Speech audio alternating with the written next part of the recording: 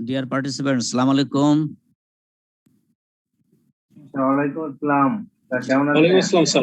Okay, fine, I'm fine. A very good afternoon to all. আশা করছি সবাই ভালো আছেন স্যারেরা। Okay. Ji sir, ভালো আছি। Okay, fine. Today we will go with our lecture number 9, maybe. Okay.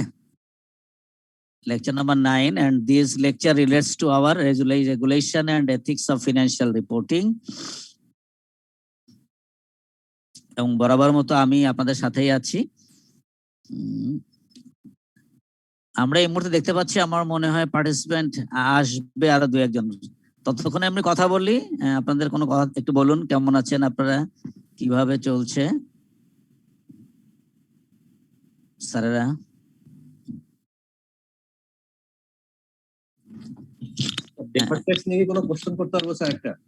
এই মুহূর্তে অবশ্যটা মাথায় নেই, তারপরে যদি করেন দেখি কি বলা যায়, বলুন তো sir.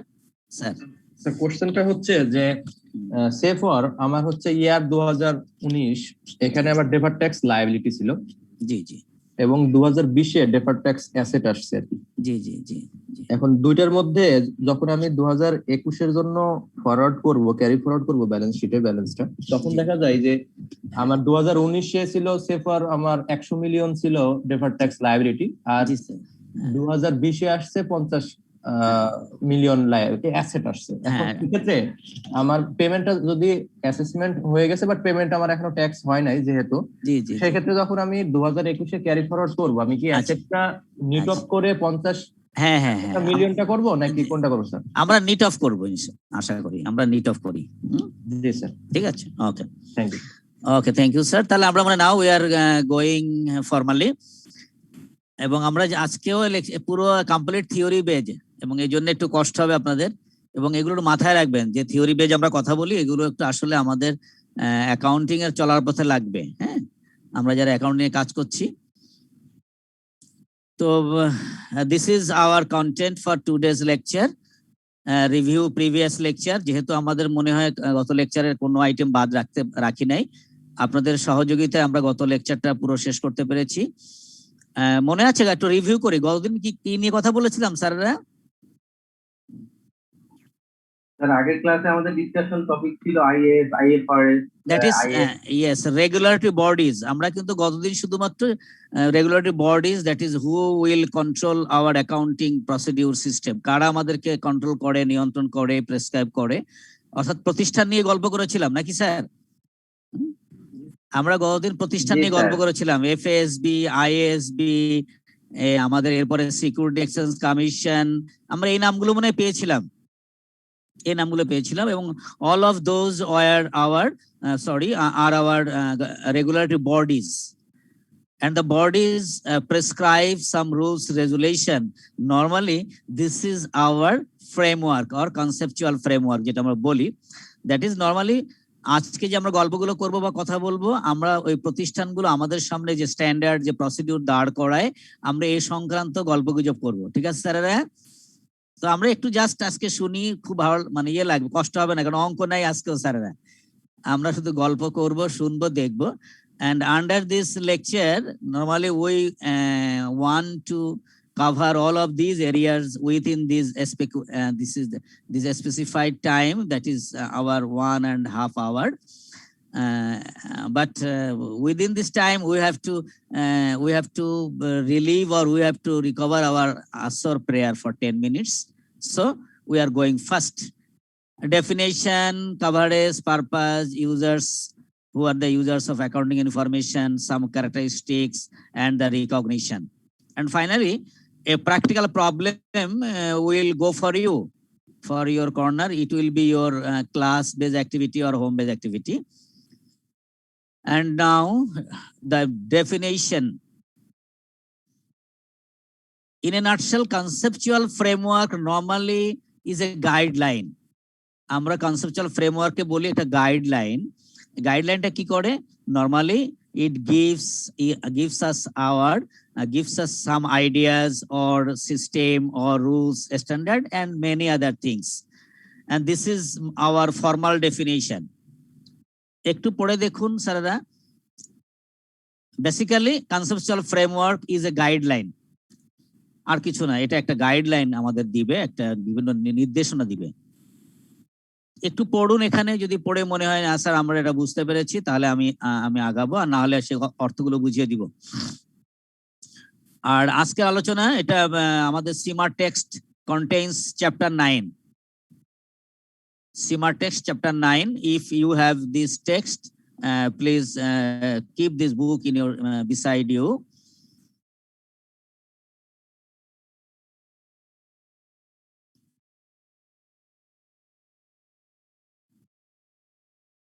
Any question from here?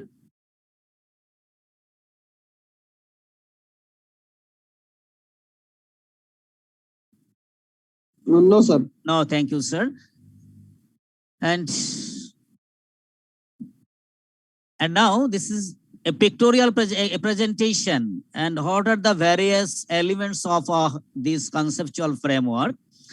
আমরা একটু দেখি এক এক করে যে আমাদের এই ফ্রেমওয়ার্কে আসলে কি থাকে।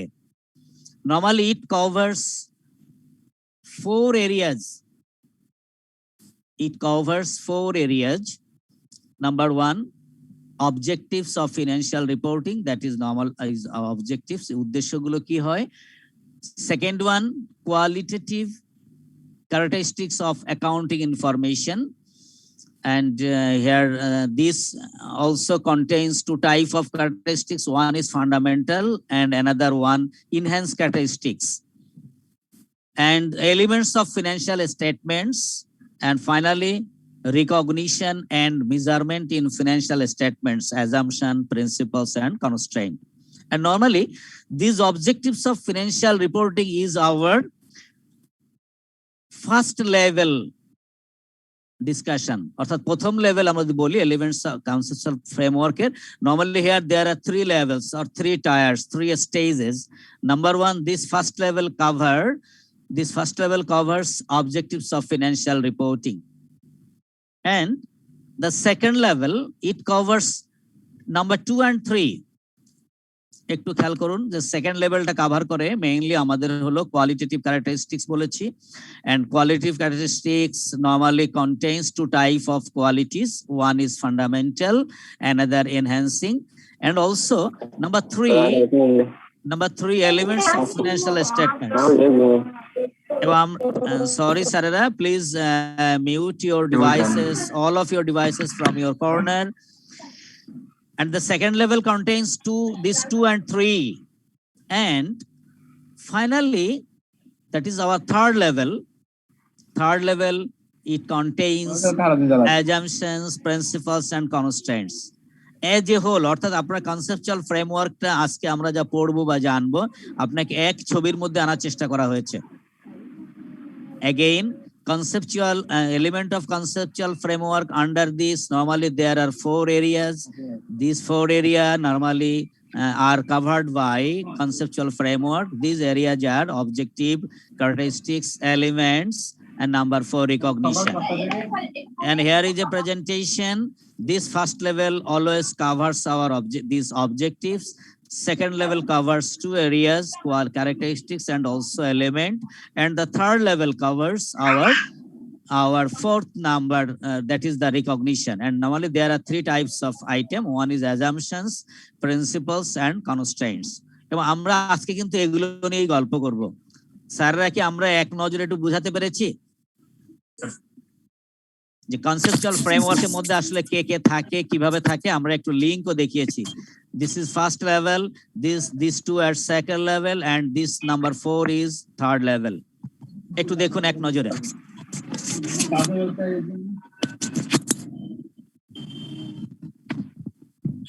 আমরা এটা নিয়ে কথা বলবো, আমরা আগামী সময়গুলোতে আসলে এগুলো নিয়ে কথা বলছি একটু পরেই। তো এইটাকে আমার মনে হয় ঠিক কোনো প্রশ্ন নেই। জি sir, carry on. Thank you sir. And now this is the coverage, final coverage. আপনার গত ছবিটাকে আমরা তুলে এনেছি শুধু এখানে, খেয়াল করুন। আমরা গত ছবিটাকে শুধু এখানে তুলে এনেছি একটু আমাদের with description. If the question, what are the coverage of ISB framework? Okay sir, sorry. সবাইকে একটু মিউট করে দেন স্যার। আমার এখান থেকে মিউট করার সুযোগ হয়? আমি তো ঠিক বুঝতে পারি না স্যার।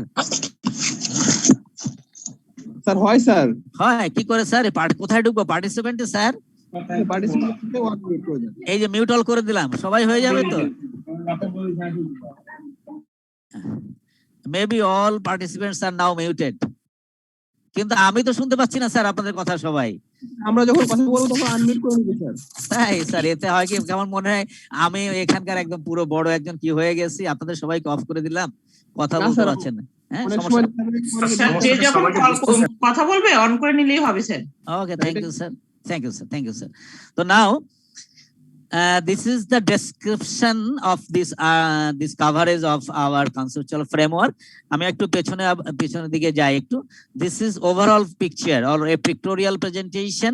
একটু ছবির মাধ্যমে দেখানো হয়েছে এবং এইটারই মনে হয় গাণিতিক মানে আমাদের ডেসক্রিপশন এইটা। হ্যাঁ, আপনারা একটু মাথায় রাখবেন সুন্দর করে এগুলা। দেখুন তো, এই ওপাশে কথাগুলো মনে হয় নিয়ে আসছি এখানে আমরা। Okay sir. স্যার প্রশ্নের কথা কি বলতে গেছিলেন যেন একটু প্রশ্ন- মিউট করার আগে? ও আচ্ছা, প্রশ্ন কথা বলতে গেছিলাম। জি। প্রশ্ন কথা বলতে গেছি মনে হয়, ইফ দ্য কোশ্চেন যে what are the coverages area of our ISB framework, এইটা আসলে আপনি যদি মনে রাখেন, এইটা যদি নাও মনে থাকেন, এই ছবিটা মনে রাখলেও চলবে। এই টোটালটাই কভার করছে আমার conceptual framework, covers all of this areas. Okay, conceptual framework covers all of these areas: first level objective, second level characteristics and elements, and third level covers assumptions, principle and constraint. এবং আমরা এর পরের slide গুলোতে মূলত এগুলো নিয়ে গল্প করব। ঠিক আছে স্যারেরা, এটা বলার চেষ্টা করেছি। এবং আজকে কিন্তু গল্প করবেন আপনারা, একটু উত্তর দিবেন। জি, thank you. Okay, sir. And objectives or purpose of the ISB conceptual framework. আমরা যে ছবিটা দেখিয়েছি সেটা থেকে আরো সুন্দর করে লেখার চেষ্টা করেছি আপনাকে বোঝানোর জন্য, এবং আমরা গত ক্লাসে একটু বলার চেষ্টা করেছিলাম পারপাস, অবজেক্টিভস, ইম্পর্টেন্স কাছাকাছি। আপনি যখন উত্তর করবেন একটু বুদ্ধি করে লিখলে হয়ে যাবে। একটু দেখুন তো পছন্দ হয় কিনা আপনাদের। and you may add something or you if you want to deduct something, it's your desire. যদি মনে হয় না স্যার আমি একটা ফেলে দিব, একটা যোগ করবো, নো প্রবলেম।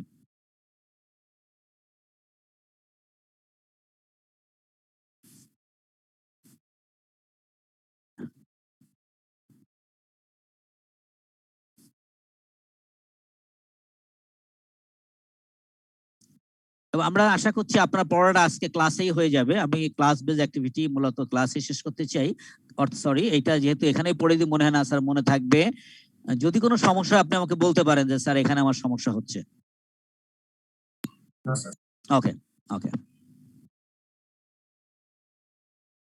ওকে স্যাররা, তাহলে I am going forward. And who are the users of financial statements? আমরা এটা সেই ছোটবেলা থেকেই মনে হয় 9-10 থেকে পড়া শুরু করেছি। দেখুন, who are the users of financial statements?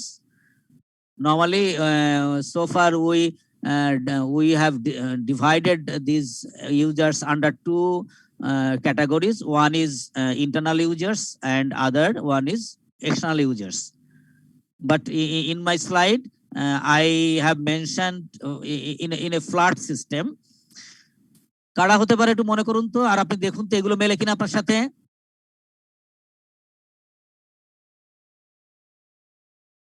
Sir they are external.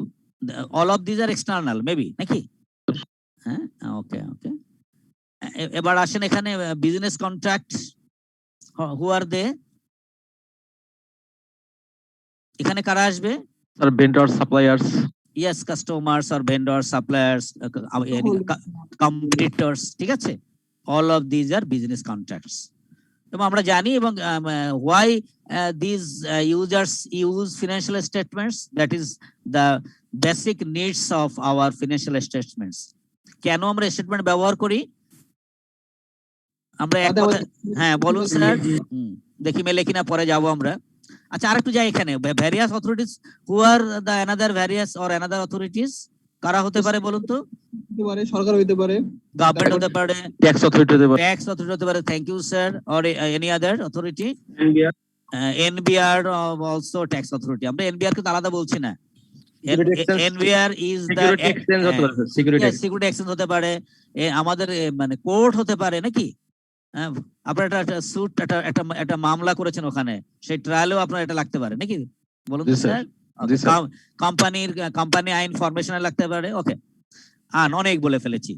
And আসুন এবার আমরা এটাকে আরো সুন্দর করে দেখুন, একটু গুছিয়ে এনেছি, একটু মেলানোর চেষ্টা করুন। That is set of general purpose financial information meeting different needs. বিভিন্ন নিডস গুলো আমরা দেখানোর চেষ্টা করেছি। এখানে একটু লিঙ্ক করা হয়েছে দেখুন। ডিফারেন্ট এক্সটার্নাল ইউজার্স, কারা এক্সটার্নাল ইউজার হতে পারে, এখানে একটু আমরা দেখিয়েছি। আদার রেগুলেটরস, ট্যাক্স অথরিটি হতে পারে। দেখুন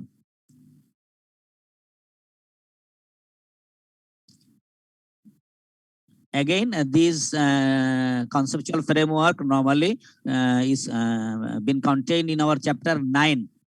যাদের সামনে বই আছে আপনি দেখতে পারেন।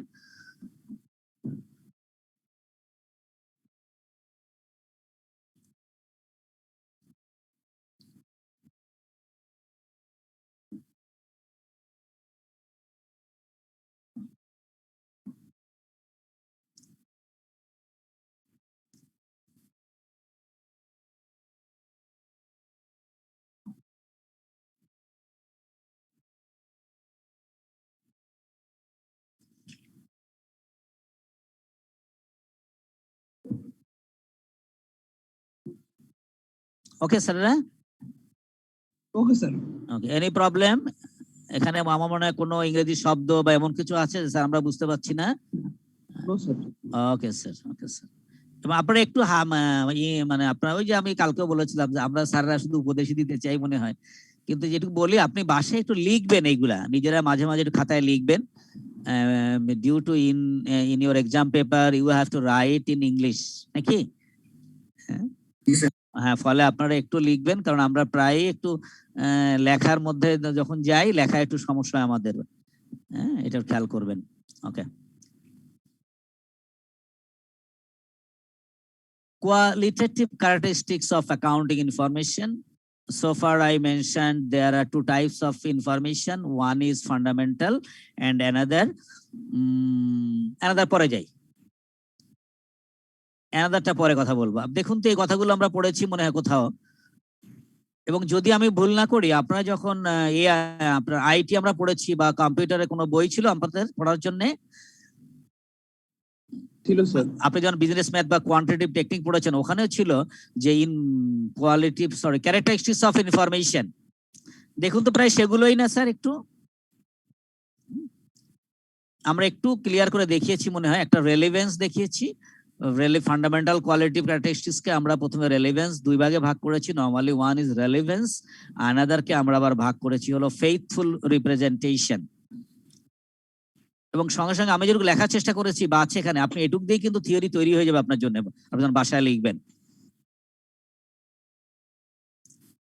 Relevance that is related to our decision or economic decision, তাই না? আমরা রেলেভেন্স এই অর্থে বলি আমরা যে জিনিস নিয়ে ভাববো সেই সংক্রান্ত ইনফরমেশন আমার চাই নাকি? ধরুন আপনি যদি সে ক্যাপিটাল বাজেট নিয়ে ভাবতে চান, anyone capital budget, have you any idea about this capital budgeting? Yes sir. Yes sir. আপনি একটু যিনি বলেন ইয়েস স্যার বলুন তো, ক্যাপিটাল বাজেটিং করতে গেলে আপনি কাকে নিয়ে ভাববেন, একটু কোন ধরনের ইনফরমেশন আপনার চাই? স্যার শেয়ার, স্টক, ডিবেঞ্চার, এই ধরনের জিনিসগুলো। ক্যাপিটাল বাজেটিং এ তাই চাই আমরা। স্যার অ্যাকচুয়ালি আমাদের দরকার যে ক্যাশ আউটফ্লো, ক্যাশ ইনফ্লো, এরপরে আচ্ছা। Cost of capital. হ্যাঁ, নরমালি আমাদের যেটা প্রয়োজন, হ্যাঁ ইয়েস থ্যাংক ইউ, আমাদের প্রথম যে প্রয়োজন আমরা যেটা ভাবি সেটা হলো আমরা এখানকে আমাদের তিনটা চারটা জিনিস বেসিক্যালি ভাবি। Number one, what will be hour investment নাকি? আমার বিনিয়োগ কত হবে। এরপরে বিনিয়োগ কেন করব, why will go for investment, to earn something. এই আর্নিংটা আমরা দেখি নেট প্রফিট নামে ডাকতে পারি, আমরা এটাকে ক্যাশ ফ্লো নামে ডাকতে পারি, তাই না? আর্নিংসটা এইভাবে চিন্তা করি না, সিএফএটি বলি যেটা আমরা বলেছি। এরপরে আমরা এটা করতে গিয়ে কস্ট অফ ক্যাপিটালকে বিবেচনা করি। This is called relevancy. অর্থাৎ আপনি যে সিদ্ধান্ত দিতে যাচ্ছেন সেই সিদ্ধান্ত সংশ্লিষ্ট তথ্য আপনার প্রয়োজন। ওকে, আমি মানে বুঝাতে পেরেছি কথাটা? যিনি বললেন ডিভেঞ্চার, শেয়ার, এগুলো কিন্তু আসলে ক্যাপিটাল বাজেটিং না, এটা হলো source of capital. Capital budgeting আমরা কাকে বলেছি? Long term investment decision. খুব ভেরি সিম্পল ডেফিনেশন।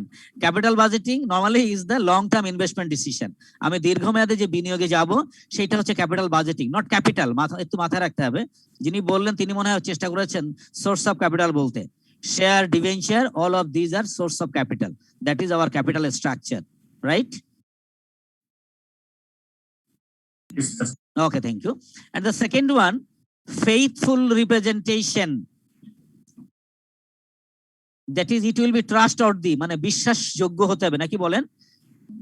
এখন আপনি যদি বলেন যে ভাই আপনার লাভের হার 25% হচ্ছে বর্তমান বাজারে, is it possible? Say in our country, in our Bangladesh, our standard or typical rate 12 to 15%, তাই না? প্রায় যেটা হয় 12 থেকে 15% কিন্তু লাভের হার থাকে। এজন্য আপনি দেখবেন আমাদের প্রায় অঙ্কে আমরা যখন IRR বের করি বা এরকম কোনো রিটার্ন বের করি 13, 14 এরকম অ্যান্সার আসে। না, আপনি ভাবুন তো। এখন আপনি যদি আপনার প্রেজেন্টেশনে দেখান যে আপনার your firm is now producing 35% net profit, এ ধরনের কিন্তু আসলে প্রেজেন্টেশনে আমরা যাব না। আমরা normally will go always trustworthy representation, যেটা বিশ্বাসযোগ্য হতে হবে। Okay sir? তো রেলিভেন্সের জন্য আবার বলছে under relevancy there are 3 main criterias or 3 characteristics. কি কি বলেছি দেখুন তো একটু। Predictive value, confirmatory value and materiality. এবং প্রত্যেকটার একটু আমরা সামনে 1 লাইন বা 2 লাইন লেখার চেষ্টা করেছি, একটু পড়ুন, যদি সমস্যা আমি বলে দিব। সময় দিচ্ছি আপনাদের একটু পড়ার জন্য।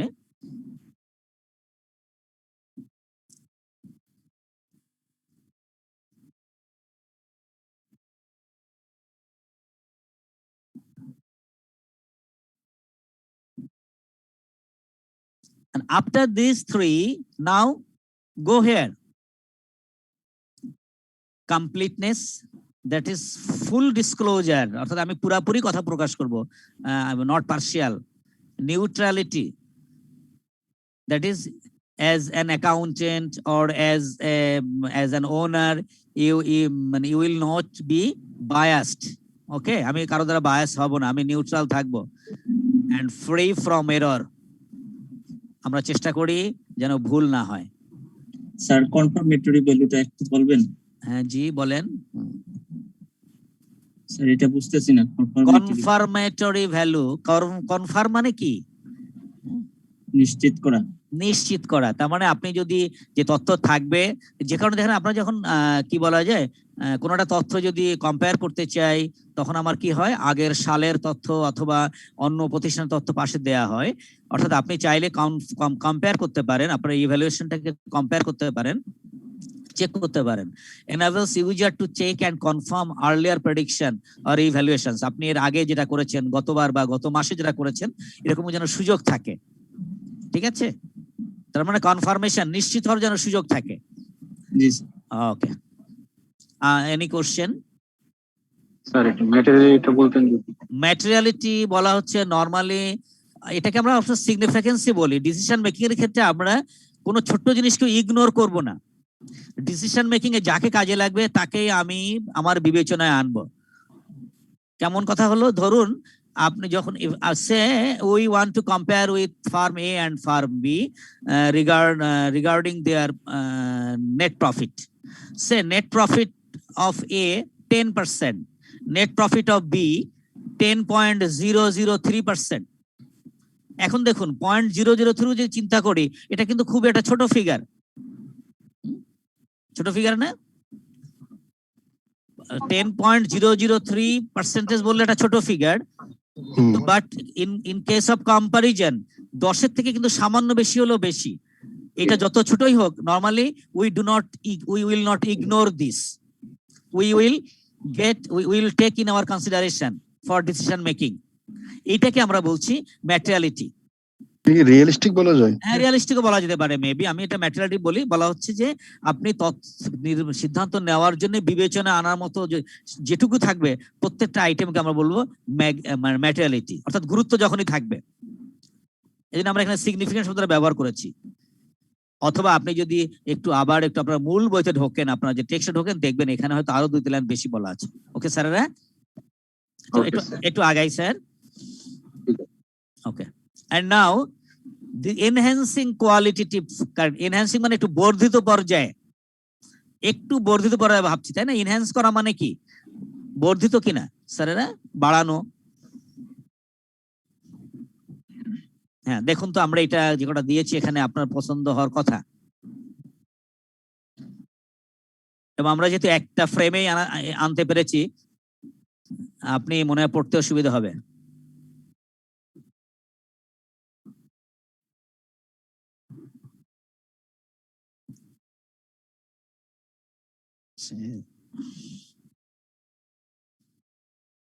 দেখুন, this first term, normally with the help of these characteristics, normally we will go for, we may go with our ratio analysis, নাকি স্যার? দেখুন তো এখানে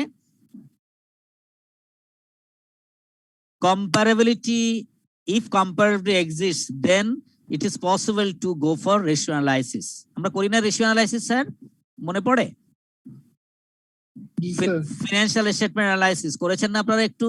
জি sir, current ratio, yes, thank you. Ratio analysis করেছেন, এরপরে আপনারা ওইখানে আরো কিছু করেছেন, ট্রেন্ড অ্যানালাইসিস করেছেন, ভার্টিক্যাল, হরাইজন্টাল করেছেন না এগুলো?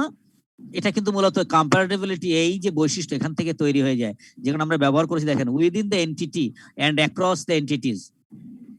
উইথ দ্য এন্টিটি, আপনি যখন ইয়ার টু ইয়ার কম্পেয়ার করছেন সেম এন্টিটির মধ্যে, সেটা হচ্ছে আমরা within the entity, okay? And across entity, that is we are considering separate or various entities A, B, C and many others. এটাকে আমরা বলছিল across entities, তাই করি না আমরা? এর সঙ্গে যখন B এর তুলনা হয়, এটাকে আমরা বলবো across entities। আর যখন A প্রতিষ্ঠানেরই 2019 এর সাথে 2020 কম্পেয়ার করব, then it will be within the entity, right? আপনাদের মনে পড়ার কথা, এটা করেছেন আপনারা। এবং এটা দিয়ে আমরা কিছু নামও ব্যবহার করেছি, হরাইজন্টাল অ্যানালাইসিস, ভার্টিক্যাল অ্যানালাইসিস। পাশাপাশি রেখে যখন করা হয় তখন বলা হয় ভার্টিক্যাল, নাকি নাকি হরাইজন্টাল স্যারেরা? হরাইজন্টাল। আর ভার্টিক্যাল হলো যখন আমরা ওভারঅল এক সাইড, ইয়েস, উপর নিচ করে। Thank you. কখনো সময় হলে বুঝাবো, আজকে সময় নেই। সেকেন্ড ওয়ান কনসিস্টেন্সি, যেটা আমরা গতকালকে বলার চেষ্টা করেছি মনে হয় আমরা কিছু পড়াতে গিয়ে। কনসিস্টেন্সি অফ অ্যাকাউন্টিং প্র্যাকটিসেস, অর্থাৎ আপনি যে প্র্যাকটিস করেন, ধরেন আপনি FASB ফলো করেন, আপনি চাইলে তখন IASB তে যেতে পারবেন না। কনসিস্টেন্সি এই অর্থে, অর্থাৎ আপনি অ্যাকাউন্টিং প্র্যাকটিস যেটা ওভার টাইম পারমিট করে আসছেন এতদিনে, আপনি ওইভাবে চলতে থাকবেন। এটাকে বলা হচ্ছে consistency of accounting practice, okay? Verifiability, verify করা মানে কি? যাচাই বাছাই করা। এই যাচাই বাছাই থেকে তো তৈরি হয়েছে নিশ্চয়ই অডিট পড়ে আসছি আমরা। ভেরিফিকেশন ছিল না ওখানে আমাদের স্যার? হ্যাঁ, ভেরিফিকেশন, তারপরে আর কি ছিল একটু বলতে? অডিট পড়েছেন কেউ আছেন এখানে? আচ্ছা, পড়েননি যারা থাকবেন অসুবিধা নেই, আমরা আগামী ক্লাসে সম্ভবত আমাদের ক্লাসটা অডিট নিয়েই হবে, মানে এই চ্যাপ্টার, এই টপিকের আন্ডারে। যাই হোক, ভেরিফায়াবিলিটি, দ্যাট ইজ মানে আমরা normally information we normally verify with various documents, আমরা যখন কাজ করি। শো করছি সেটা ঠিক আছে কিনা? হ্যালো, সরি স্যার, যেটা আমি শো করছি সেটা পারফেক্ট কিনা সেটাই। হ্যাঁ, এইটা ভেরিফাই করাবে। এটা করতে কি লাগে জানি? কিছু ভাউচার লাগে মনে আমাদের, নাকি কিছু ডকুমেন্ট আমরা রাখি। ওকে, এখান থেকে তৈরি হচ্ছে ভাউচিং শব্দটা এসছে আমাদের, তাই তো? যদি ভুল না করি। Third, here fourth one, timeliness. Then এটা বুঝতে পারি কিনা দেখেন তো।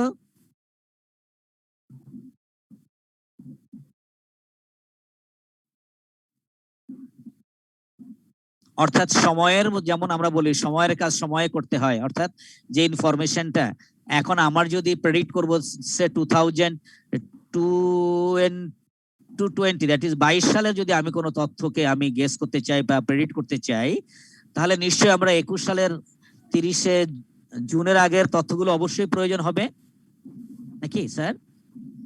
আমরা যদি কোনো প্রেডিক্ট করতে চাই 2020 অর্থাৎ এইটার বিপরীতে বা তার পূর্ববর্তী সময়ের যাবতীয় তথ্য আমাদের প্রয়োজন হবে। অর্থাৎ আমরা যখন কাজ করব আমরা আমাদের সময়টাকে বেছে নেই, যে কারণে দেখুন when we produce our বা prepare our accounts, say our income statement or balance sheet, এটা কি একটা নির্ধারিত সময়ের জন্য করা হয়? জি sir. Okay, for the, say 2020 or 2021 or for the period or for the month of, say cash flow statement for the month of for the 3 months, নিশ্চয়ই আমরা একটা সময় ব্যাপী করি, এটাই এখানে বলা হচ্ছে। And finally, understandability, তো বাংলায় বলা হয় বোধগম্য নাকি? বোধগম্যতা আমরা বলি যে কারণে দেখেন আপনারা যখন অঙ্ক করেন, আপনারা হলে যখন অঙ্ক করেন ইয়েতে এক্সাম পেপারে, আমরা কিন্তু প্রায়ই ব্যবহার করি যে আপনি use separate sheet for workings or এরকম বলি না, if necessary show your workings নাকি? বলেন তো কেন বলি? কারণ দেখা যাচ্ছে আপনি ক্যালকুলেটরে আপনি ডেফিনিশন করে ফেলতে পারছেন খুব শর্টলি, কিন্তু মাথায় রাখতে হবে যে আপনি যে প্রেজেন্টেশনটা দিচ্ছেন এইটাকে আমি যিনি খাতা দেখবো তাকে বোধগম্য হতে হবে। সিমিলারলি স্টেক হোল্ডার যারা থাকবে আপনার presentation, say you are preparing an income statement, এখন আপনি বুঝলে হবে না, আপনার ইনকাম স্টেটমেন্ট জেনারেল পাবলিক বুঝতে হবে। So you have to present such manner, in a such manner any general people can understand your presentation. আপনি সহজে লিখলেন বিক্রয়, সবাই বুঝতে পারে যে না বিক্রয় লিখেছে, আমরা বুঝতে পারছি এটা বিক্রয় হলো। আপনি এক পাশে লিখলেন ক্রয়, পণ্য ক্রয়, আপনি বাংলায় লিখলেন বা ইংরেজি লিখলেন পারচেজ, সে কিন্তু বুঝতে পারবে। এটাকে বলা হচ্ছে আন্ডারস্ট্যান্ডেবিলিটি। আপনি যেগুলো করবেন ইনফরমেশন গুলো যেন সবার কাছে বোধগম্য হয়, easily understood to all. Okay sir, these are enhancing qualitative characteristics. If in your question say describe various characteristics of qualitative information, আপনি দুই ভাগে দেখাতে পারেন। যদি কোশ্চেনটা আলাদা করে বলে কখনো অনলি শো এনহ্যান্সিং, তখন আপনি এটা লিখবেন। অনলি ফান্ডামেন্টাল বললে আপনি শুধু আগের স্লাইডগুলো লিখবেন। কোশ্চেন যখন লিখবেন অবশ্যই কোশ্চেনের চাহিদা বুঝে আপনি লিখবেন, বেশি লিখতে যাবেন না কখনো। ঠিক আছে স্যার? হ্যাঁ, ওকে, আগাই একটু। And what are the various elements of financial statement? এইটা আমরা বই না পড়েও জানি, কারণ আমরা সোফার আমরা কিন্তু অনেকদিন ধরে এই ফিনান্সিয়াল স্টেটমেন্ট তৈরি করে আসছি। যদিও সমস্যা হলো ফিনান্সিয়াল স্টেটমেন্ট কারা, এটা এখন আমরা শিখিনি, মানে এখনো শিখিনি, পরে শিখবো। Normally who are the financial statements, একজনে বলুন তো। নিশ্চয়ই আমরা করে আসছি না financial statement? Sir balance sheet, income statement. বলুন, আরো বলুন, বলতে থাকুন। Cash flow, statement of equity. Okay, thank you sir, thank you sir. এবার আপনি বলুন তো এই আইটেমগুলোতে কারা যায়?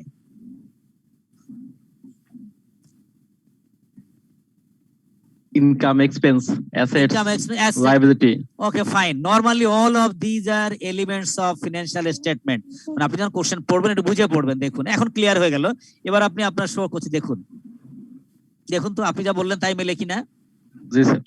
কি কি লিখেছি একটু এক নজরে পড়তে থাকুন, সাথে সাথে ডেফিনেশনটা ক্লিয়ার হয়ে যাবে একটু একটু করে।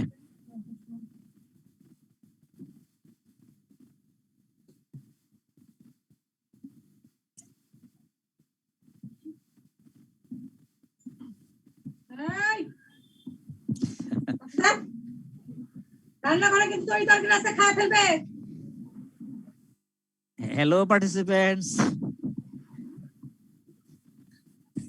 ভাই মুট করেন।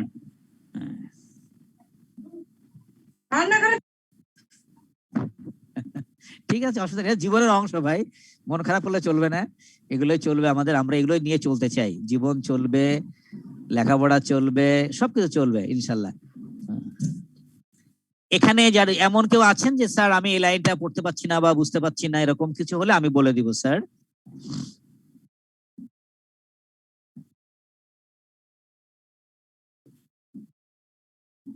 এই আইটেমটা বোঝেন কিনা? কি লেখা এখানে?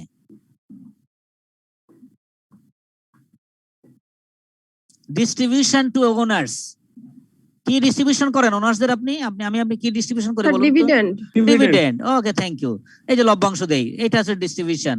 বা আপনি যদি ইয়ে করেন, আপনি যদি চিন্তা করেন এক মালিকানা কারবার, তাহলে ড্রয়িং যদি বলেন আপনি, নাকি উত্তোলন করেন না আপনি? আমরা যখন এক মালিকানা কারবার করেছি, ওটাও কিন্তু ডিস্ট্রিবিউশন টু ওনার্স, ওনার্সই নিয়ে যাচ্ছে আসলে। ঠিক আছে, ওকে। আর কোনো সমস্যা এখানে নাই? আগায় একটু দেখি আরো কিছু পাই নাকি স্যার? আরো কিছু আছে দেখুন।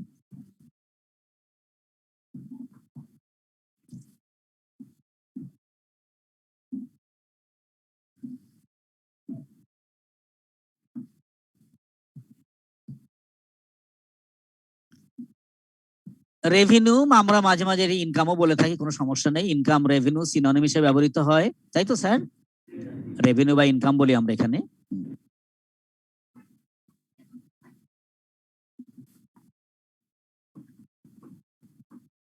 স্যার একটা কোশ্চেন ছিল। Sure sir. স্যার এলিমেন্টস আর টুলস বলতে কি আমরা কি এই সেম অ্যানসারই করব নাকি? Sorry sir, sorry. এলিমেন্টস আর যদি হচ্ছে টুলস বলে, টুলস অফ ফাইন্যান্সিয়াল স্টেটমেন্ট। না, টুলস বললে তো আপনি যেগুলো আপনারা টুল বলতে আমরা বুঝি হলো নট এলিমেন্ট। টুল হলো ওই যে নামগুলো বললেন না, major financial statements. G sir, G. Normally there R 5 major statements, নাকি? এটা ওকে স্যার, ওকে। ওকে, এটা নিয়ে কথা হবে। এটা হলো আরো পরে আমার আলোচনা আছে, কারণ আমাদের ওইটা যাবে হলো ফিনান্সিয়াল অ্যাকাউন্টিং এন্ড রিপোর্টিং অংশে, যে আমরা কথা বলবো তখন ইনশাআল্লাহ এটা নিয়ে গল্প হবে আরো বেশি বেশি। ঠিক আছে sir? Okay sir, thank you. Okay, thank you sir. এখন শুধু এগুলো দেখুন, এখানে যা লেখা, কোনো জায়গায় কোনো সমস্যা কিনা এটা জানি কি লেখা, দেখেন তো বোঝেন কিনা। এখানে কি আমাকে হঠাৎ আমি খেই হারায় ফেলেছিলাম এটা থেকে। নন ওনার। হ্যাঁ, তার মানে কি? Interest income something like. Yes yes yes, non owner sources, তার মানে যে মালিক না সেই সোর্সের সঙ্গে কিছু ট্রানজাকশন হয়, নাকি? Change in equity by transaction from non owner sources. Okay, thank you. এখন পরীক্ষায় যদি কোশ্চেন আসে what are the various elements of financial statements, আপনি যদি এগুলো মনে নাও থাকে, আপনি শুধু চিন্তা করুন যে আপনি what are the items of your income statements, what are the items of your balance sheet, এগুলো ভাবুন তো, তারাই দেখুন তো চলে আসছে কিনা। আলাদা করে মুখস্থ রাখার দরকার নেই, আপনি একটু চিন্তা করে লিখুন যে এলিমেন্ট অফ ফিনান্সিয়াল স্টেটমেন্ট আলাদা যদি মনে নাও থাকে, আপনি শুধু ভাবুন যে আপনি যখন যে অঙ্কগুলো করে আসছেন সেই 9-10 থেকে অ্যাকাউন্টিং করে আসছি, আপনি দেখুন যে আমার ইনকাম স্টেটমেন্টে বা ট্রেডিং অ্যাকাউন্টে বা প্রফিট আর লস অ্যাকাউন্টে বা ব্যালেন্স শিটে বা ফিনান্সিয়াল পজিশনে আমি কোন কোন আইটেমগুলো রেখেছি বা লিখেছি, তারাই চলে আসবে।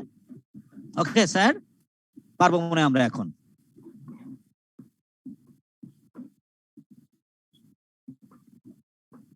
And our third level, যেটা আমাদের যে মূল আলোচনা থার্ড লেভেলে ছিল, মনে থাকার কথা, ওখানে আমরা কিন্তু অলরেডি 2টা লেভেল মোটামুটি গল্প করেছি, তাই না?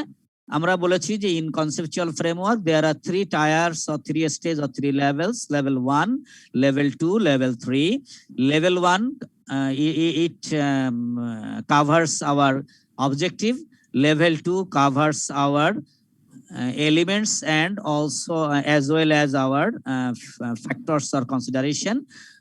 And the third level, normally this third level covers the recognition and measurement in financial statements. And there are 3 types of recognition: assumption, principles and constraints. ঠিক আছে স্যারেরা? assumption যেগুলো আমরা দেখি, প্রথমে যাই assumption গুলো কি কি হতে পারে। এখন মনে হচ্ছে না আমরা এগুলো কিন্তু কোনো এক সময় শিখে আসছি, সেই ছোটবেলা থেকে। হয়তো এইভাবে সাজানো ছিল না, আমরা হয়তো পর পর ছিল, কিন্তু এইভাবে নামে নামে ছিল কিনা, আলাদা করা ছিল কিনা আমি জানি না। এখন একটু গোছানো পেয়েছি। ওকে স্যার, একটু দেখুন এবার।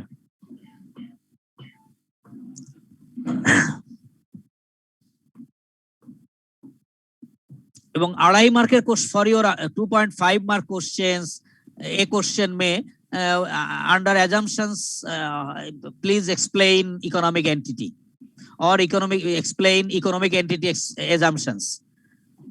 ছোট্ট করে আসবে, কিন্তু আপনাকে ঠিক এই 1 লাইন 1.5 লাইন লিখলেই হবে, আপনাকে তখন আর খুব বেশি লিখতে হবে না। তবে আমি এখানে অবশ্য স্লাইডের জন্য হয়তো ছোট 1 লাইনে আছে, আপনি একটু নিজের মতো করে এটাকে একটু রিঅ্যারেঞ্জ করে নেবেন from your corner. Economic entity এখানে কি বলার চেষ্টা করা হয়েছে? Any business will separate from owners, তার মানে স্যার মানে হলো স্যার বিজনেসের ইন্টারেস্টটা বিজনেসে থাকবে আর ওনারের ইন্টারেস্ট ওনারে থাকবে, এটা তো কি হবে না? একই হবে না, মানে ও এক কথায় আমার বিজনেসটা একটা আলাদা এন্টিটি হিসেবে চলবে, ও কখনো মালিকের সাথে চলবে না, নিজস্ব নামে অ্যাকাউন্ট খুলবে নাকি স্যার? যে কারণে আমরা দোকানের নামে জি অ্যাকাউন্ট স্যার, খুলতে পারি না। জি স্যার। হ্যাঁ, এটাই কি আমরা বলছি ইকোনমিক এন্টিটি। Okay sir. জি। Second one, going concern. Sir এটা মানে হলো আমার বিজনেসটা মানে আজীবনের জন্য থাকবে, কতদিন থাকবে? মানে যত মানে চলতে থাকবে। হ্যাঁ, তারপরে কি তারটা কিন্তু লিমিটেশন দেখেন, এটা আমরা ওদের ভালো করে শিখতাম না। পরে একটু খেয়াল করুন তো, to fulfil objectives and commitments, কতদিন পর্যন্ত? যদি কোনো অবজেক্টিভ বা কমিটমেন্ট থাকে পূরণ করা পর্যন্ত, ঠিক আছে। এখন আমাদের বেশিরভাগ ব্যবসা কি হয়, আমরা বলি আজীবন বলি, তাই না? লাইফ লং চলতে থাকে, আমি চলে, আমার পরিবার চলে, যারা পারিবারিক ব্যবসা যেগুলো হয়। আর কোম্পানির ক্ষেত্রে তো পরিবার আলাদা হয়ে যায়, পরিবার না বলে ওটা কোম্পানি তো এক টোটাল গোয়িং অন। তার মানে কোম্পানির যে অবজেক্টিভ থাকে এটা মূলত জেনারেল পিপলের জন্য দেখা যায় আনলিমিটেড, দ্যাট ইজ আমরা এটাকে বলি হলো ইনফাইনাইট পিরিয়ড নাকি। আমরা বলি না কোম্পানি যে এর পারপাসটা সার্ভ করে ফর ইনফাইনাইট পিরিয়ড, এই জন্য ওই কনসেপ্টে আমরা যেটা বলছি যে to fulfil objectives and commitment, ছোট্ট করে লেখা হয়েছে ওই জন্য যে company goes for go to last long for to fulfil objectives, আর কিছু না। হ্যাঁ, মানিটারি ইউনিট, মানিটারি ইউনিট এটা আমরা জানি, এটা এই মানি বলতে নট অনলি টাকা, রুপি, ডলার, এনিওয়ান নাকি। আমরা যখন ডিনোমিনেটর হিসেবে বা তাদের একটা সূচক হিসেবে প্রকাশ করি, কাকে দিয়ে? মানিটারি, অর্থাৎ টাকার অঙ্কে প্রকাশ করি। বাংলায় শিখেছি অর্থে পরিমাপযোগ্য নাকি স্যার, এরকম কিছু। ওকে। পিরিয়ডিসিটি,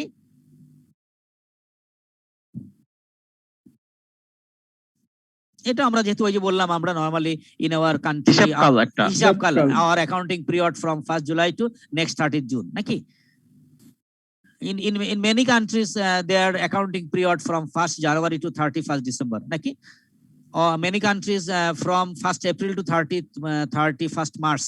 আপনি দেখবেন কিছু অঙ্ক পাবেন যেখানে লেখা আছে তারা দেখা যাচ্ছে 31st মার্চে তাদের অ্যাকাউন্ট ক্লোজ করছে। তার মানে কি ওই প্রতিষ্ঠানটা কিন্তু দেখা যাচ্ছে হয়তো 1st এপ্রিল থেকে তাদের আর্থিক বছর শুরু করে নাকি sir.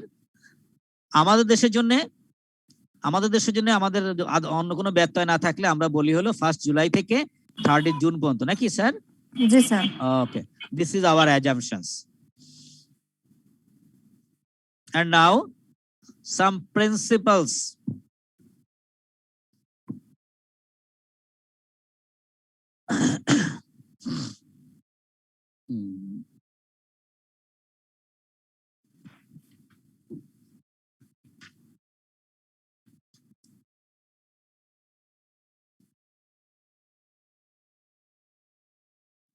Again, I am adding, please always go through your text.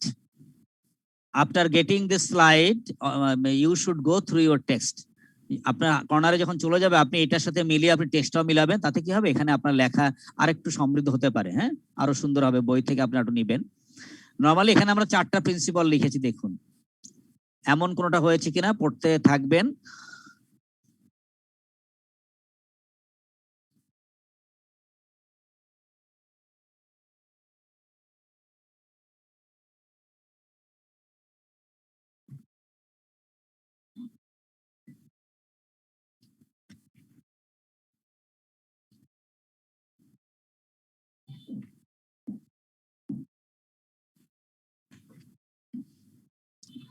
Okay, sir, any problem?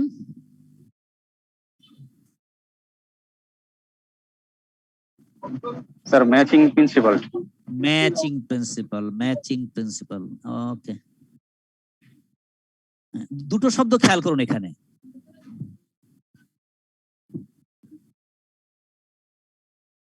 Expense and revenue আপনি ম্যাচ করবেন কার সাথে?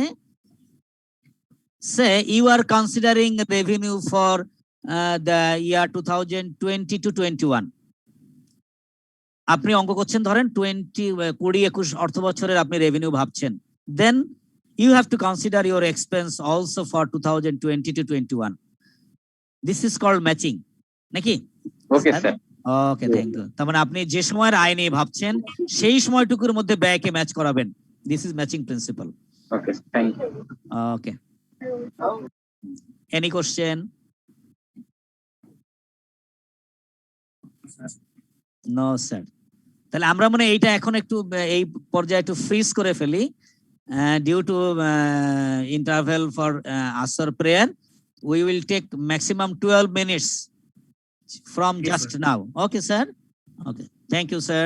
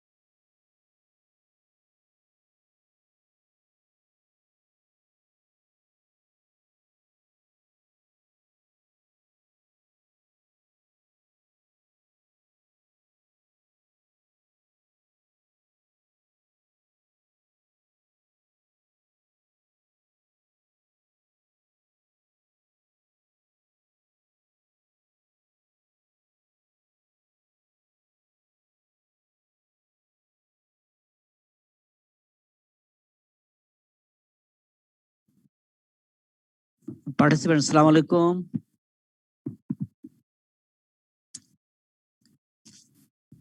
জি স্যার, সালাম স্যার। আসসালামু আলাইকুম sir. Okay, Walaikum thank you. assalam. Thank you. Welcome back. Thank you, sir.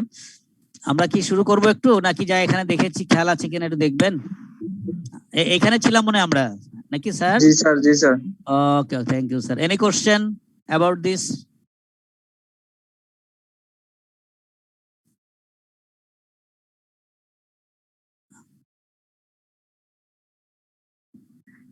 Sir, cost principle and measurement principle ki same thing? Sorry আমি আপনার কোশ্চেনটা বুঝতে পারিনি একটু যদি আরেকবার বলতেন। First data, cost principle and measurement principle ki same thing? Measurement principle matching principle বুঝেছে স্যার, ম্যাচিং। না না, matching principle না sir, measurement principle. Measurement principle জি স্যার। মেজারমেন্ট প্রিন্সিপালটা তো আমি ওইভাবে মেজারমেন্ট প্রিন্সিপাল যেটা বলছি সেটা হলো যে আপনি ওটা শুধু কস্ট না, মেজারমেন্ট প্রিন্সিপাল বলছে যে আপনি you can measure everything under various costing system. Number 1 historical cost, current cost, realisable cost, present value. তো আমরা যেটা বলছি এখানে প্রিন্সিপাল যেটা বলছে সেটা হলো আমরা যেটা রেকর্ড করি অ্যাসেট এবং লায়াবিলিটি গুলো রেকর্ড করা হয় হলো তাদের কস্টিং এ আমরা রেকর্ড করি সবসময়।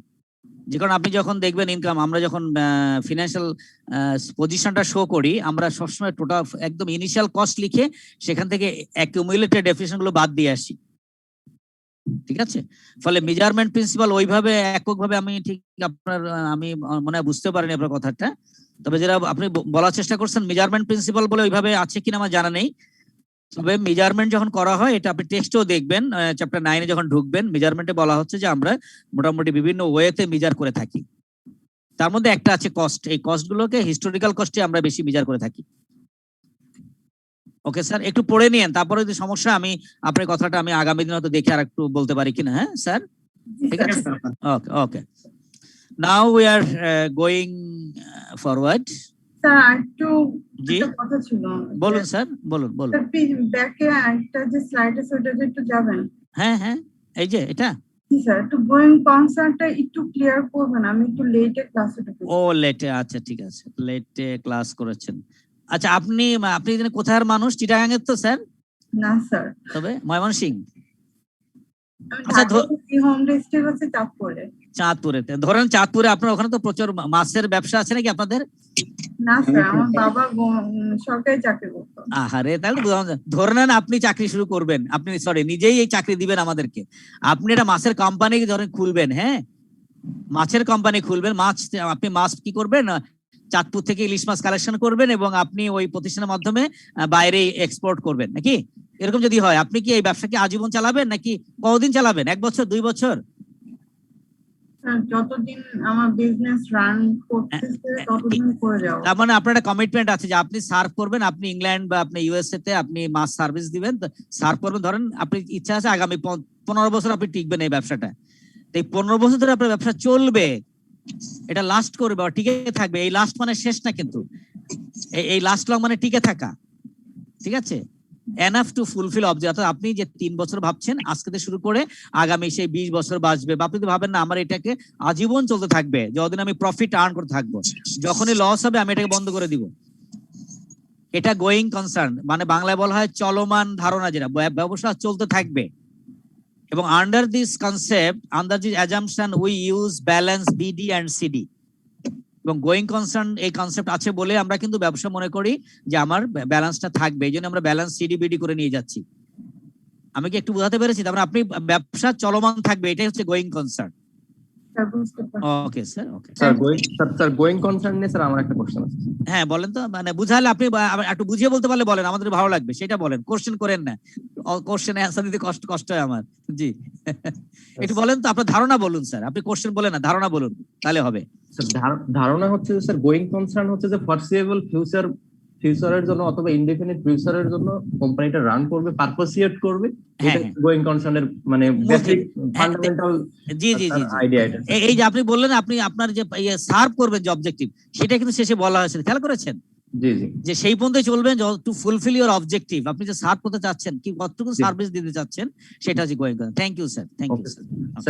স্যার এইটা তো স্যার আমরা যদি একটু প্রফেশনালি চিন্তা করি স্যার, জি জি জি যে গোয়িং কনসার্ন মানে আমরা যখন একটা কোম্পানিকে অ্যাসেস করব, জি। আমরা ফান্ডামেন্টাল প্রিন্সিপালের ভিত্তিতে আমরা একটা কোম্পানিকে অ্যাসেস করি। ইউজুয়ালি দেখা যাচ্ছে অ্যানুয়াল রিপোর্ট বা আমার হচ্ছে যখন একটা কোম্পানি একটা ইনভেস্টর ইনভেস্ট করবে স্যার, তো আমি যদি প্রফেশনালি মানে এটা জেনে চিন্তা করি, হ্যাঁ চিন্তা করি, জি তো দেখা যাচ্ছে যে আমি একটা কোম্পানিকে অডিট করলাম অথবা আমি একটা ইনভেস্টর হিসেবে, শেয়ার হোল্ডার হিসেবে একটা কোম্পানির ওয়েবসাইটে ঢুকে দেখতেছি যে হ্যাঁ হ্যাঁ ওনাদের বর্তমানে ওনাদের লিকুইডিটি ক্রাইসিস আছে, আচ্ছা। ফান্ডের ক্রাইসিস আছে, যার কারণে ওনার অপারেশনাল কস্ট মিট আপ করতে পারতেছে না বা জি, পারবে জি। কিনা সন্দেহ আছে। আচ্ছা, ফলে ও কিন্তু বলেন স্যার। এখন এক্ষেত্রে স্যার আমি কিভাবে মানে আমি নিজে আন্ডারস্ট্যান্ড হব অথবা অন্য মানুষকে বুঝাবো যে জি। এটা আগামী দিনগুলোতে চলবে? ওইখানে আবার একটা আমি নোট দেখতে পাচ্ছি যে একজন শেয়ার হোল্ডার ডিরেক্টর জি উনি বলছে যে ওনারা দেখা যাচ্ছে একটা সিগনিফিকেন্ট অ্যামাউন্ট লোন আগামী বছর ওনারা অ্যারেঞ্জ করতে পারবে, একটা কমিটমেন্ট দিয়ে রাখছে। জি, ওই যে প্রেডিকশন আমরা যেটা বলি, এটা প্রেডিক্ট করেছে, তাই তো? জি জি জি স্যার। সেক্ষেত্রে স্যার মানে আমাদের এখানে গোয়িং কনসার্নটাকে মানে জাজ করার জন্য আরো কোনো অপশন আছে কিনা? নাম্বার ওয়ান, গোয়িং, আপনি যেটা বলছেন তাদের যখনই এটা থাকবে, যদি লস হতে থাকে, তাহলে তাদের কিছু হয়তো মিশন দিতে পারে। আপনি কোম্পানির মিশনটা দেখতে পারেন। আপনি যখন কোম্পানি যখন ফর্ম হয়, প্রত্যেকটা কোম্পানি দেখবেন একটা ভিশন থাকে। ভিশনটা অনেক দূরের কথা, আপনি মিশন দিয়ে চিন্তা করবেন। The company is now working with hot amount, মানে কোনটা নিয়ে এখন সে হট ম্যাটেরিয়াল বা হট থিংস কি নিয়ে সে কাজ করছে, সে মিশনে সে উল্লেখ করে যে আমি আগামী এরকম এই বছরে এই কাজটা করতে চাই, শেষ করতে চাই, দেখতে চাই। কোম্পানির মিশন দেখলেও বোঝা যাবে যে সে আসলেই ওই ইন দ্য লং রান সে টিকবে কিনা। বুঝতে পেরেছি স্যার? একটু মিশনে কিন্তু উল্লেখ থাকে সে হয়তো এবছর লস করেছে। আপনি যদি তার পেছনের ট্রেন্ডটা দেখেন, আমরা নিশ্চয়ই ট্রেন্ড অ্যানালাইসিস শিখেছি, আপনি বিগত 5 বছরের ট্রেন্ড দেখেন যে তার লাভ বা লস ট্রেন্ডটা কেমন আছে। হয়তো এবছর 20% লস করেছে, কিন্তু দেখা যাচ্ছে ইন দ্য প্রিভিয়াস 3 ইয়ার্স হয়তো 10%, 12%, 8% লাভে ছিল। এখন হয়তো এবছর কোনো কারণে 20% লস করেছে, সে ডিউ টু করোনা। মানে এইটাকে তখন আপনাকে এটা প্রেডিকশন করতে হবে যে ওই যে ট্রেন্ডটাকে মাথায় রেখে সে আগামীতে কত চলতে পারবে কিনা, আপনি যখন ইনভেস্টর হিসেবে দেখবেন। ঠিক আছে স্যার? জি স্যার, মানে আমরা যদি ফাইনালি বুঝে থাকি স্যার, এটা যে আমাদের হচ্ছে গোয়িং কনসার্নটাকে মানে জাজ করতে হলে আপনাকে ফাইনান্সিয়াল বেনিফিট মানে ফাইনান্সিয়াল রেজাল্টটা আমাদেরকে ভিশন এবং মানে কোয়ালিটেটিভ এবং কোয়ান্টিটেটিভ দুটো দিকে দেখতে হবে আপনাকে, সে টিকতে পারবে কিনা। সে তো মুখে বললাম আমি লোন পাবো, আদৌ সে লোন পাবে কিনা। আপনি যদি ট্রেন্ড অ্যানালাইসিস করেন বিগত 5 বছরে, যদি দেখেন তার ক্যাশ ফ্লো স্টেটমেন্ট কি অবস্থা, ব্যাংক নিশ্চয়ই লোন এমনি দিবে না, কিন্তু সে bank requires cash flow statement নাকি। ক্যাশ ফ্লো স্টেটমেন্টের কিন্তু ডিজাইন দেখলে বোঝা যায় আপনি প্রফিট করেছেন। এই প্রশ্নটা বলে রাখি sir, say company is now earning 25% profit, but the company is unable to pay its obligation. Is it possible? Possible. কারণ কি, আমরা জানি যে আমরা অ্যাক্রুয়াল বেসিস হিসাব রাখি। সেক্ষেত্রে কি হচ্ছে, আপনি ক্যাশ ফ্লো স্টেটমেন্ট দেখলে বুঝতে পারবেন তার ক্যাশ পজিশন কি। ক্যাশ নাই কিন্তু লাভ আছে, এরকম হবে, তাই না স্যার? আমরা শিখেছি মনে এরকম। যখনই অ্যাক্রুয়াল বেসিসে যাই, হাতে টাকা নেই কিন্তু দেখা যাচ্ছে অনাদায়ী আয়, আমরা যোগ করে ফেলি, তাহলে কোম্পানি হেভি প্রফিট করেছে, but company has not enough money, হতেই পারে কিন্তু। তার মানে আমি যদি প্রেডিকশনে যাই, আমি প্রেডিকশনে যাওয়ার আগে আপনি ট্রেন্ড অ্যানালাইসিস করেন, then you will get a clear concept about the existence of this firm or that firm. Okay sir? Okay sir, right, thank you sir. একটু আগাই আমরা। ওকে জি, আরেকটা সুবিধা হলো যারা প্র্যাকটিক্যালি কাজ করেন তারা একটু আমার সঙ্গে শেয়ার একটু যোগ হবেন, অ্যাড হবেন, তাহলে আমাদের বুঝতেও সুবিধা, আমারও কিছু ঘাটতি তাহলে মিটে যায় ইনশাল্লাহ। প্রিন্সিপাল নিয়ে কথা বলেছি। নাও কনস্ট্রেইন্ট মানে বাধা, তাই না? কনস্ট্রেন্ট মানে কি? আমরা বাধা, কি বাধা? দুইটা বাধা আমরা চিন্তা করি এখানে। Normally there are two main constraints, two constraint, materiality and another one conservatism. এইটা আমরা মনে হয় শুনেছি এর আগে। ম্যাটেরিয়ালিটি তো শুনেছি মনে হয় আমরা, দুটোই শুনেছি। ওকে, কি লেখার চেষ্টা করা হয়েছে দেখেন তো।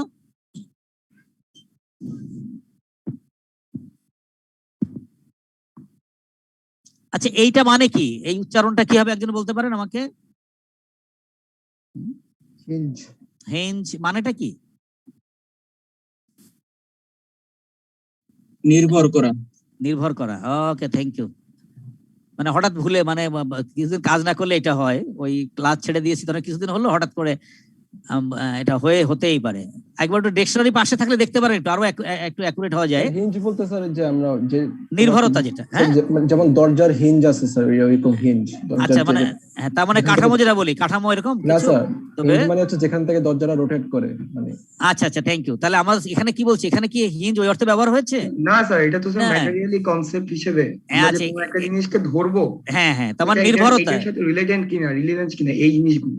দ্যাট ইজ আমি তারপর নির্ভর করতে পারি কিনা তার সাইজের পরে হিঞ্জ অন দেয়ার। আচ্ছা, আমরা একটু ক্লিয়ার হই, আমার কাছে এই মুহূর্তে একটু সময় দেন। হ্যাঁ, sir hinge on, depend on, hang on, এগুলো সবগুলো নির্ভরতা অর্থে ব্যবহৃত। মানে সিনোনিম, আমি ওটা বলছি ডিপেন্ড অন যেটা, অর্থাৎ নির্ভরতা নাকি স্যার? জি স্যার, জি স্যার। আচ্ছা, তারপরে একটু সময় দেন আমাকে, 10 সেকেন্ড মাত্র।